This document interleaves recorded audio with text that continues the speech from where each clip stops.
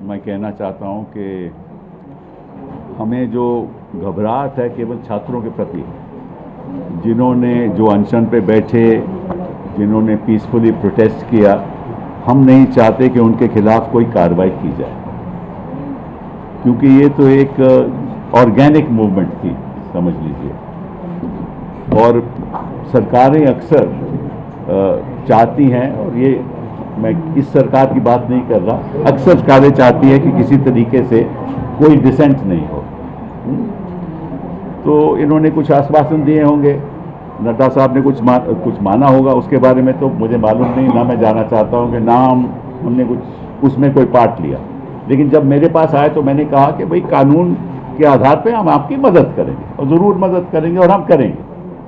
तो इसको सामने रखते हुए मैंने कहा कि जहाँ जहाँ भी हिंदुस्तान में, बिहार में हो, आसाम में हो, बंगाल में हो, महाराष्ट्र में हो, जहाँ जहाँ भी पीसफुल प्रोटेस्ट हुए हैं और जहाँ जहाँ छात्रों को टारगेट किया जा रहा है या प्रोटेस्टर्स को टारगेट किया जा रहा है, वहाँ हम चाहेंगे कि अगर कोई मुकदमा कोई डालेगा, कोई भी सरकार, तो हम फिर उसके लिए एक व्यवस्था बनाएंगे ताकि वहाँ कुछ हमारे वकील खड़े हो सकें।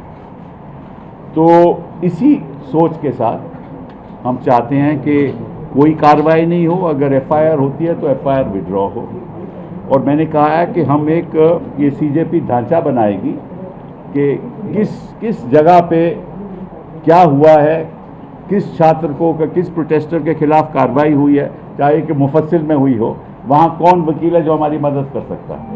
ठीक है, फिर ये लोग वेबसाइट बनाएंगे, मैं नहीं करूँगा, ये लोग खुद वेबसाइट बनाएंगे। उस वेबसाइट पे जो वकील लोग मदद करना चाहते हैं वो अपना नाम देंगे, कहाँ वो रहते हैं, किस तरह से मदद करेंगे, प्रो बोनो मदद करेंगे या उनके पास कुछ थोड़ा बहुत देना पड़ेगा। तो इस संदर्भ में मैंने कहा है कि मैं अपनी ओर से 1 करोड़ रुपया दूंगा, अपनी ओर से 1 करोड़ रिपोर्ट दूंगा, और साथ में ये आग्रह करूंगा हिंदुस्तान के वकीलों को और बाकी लोगों को कि वो भी हमारा इस फंड में पैसा दें, ताकि हम हर जगह जहाँ जहाँ भी कानून का दुरुपयोग होगा, जहाँ जहाँ भी पीसफुल प्रोटेस्ट के खिलाफ गलत मुकदमे करे जाएंगे, तो हम उनके लिए खड़े, हमारे वकील उनके लिए खड़े होंगे सारे हिंदुस्तान में। तो ये शुरुआत हमने की है।